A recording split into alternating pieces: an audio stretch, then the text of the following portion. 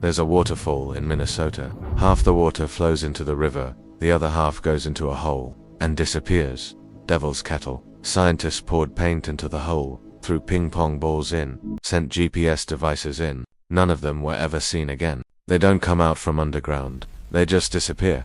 Geologists say it's impossible. The water has to go somewhere, but maybe that's the end point of the map. That hole isn't a cave, it's a texture defect opening into the void of the simulation. Anything that falls in there is permanently erased from the system.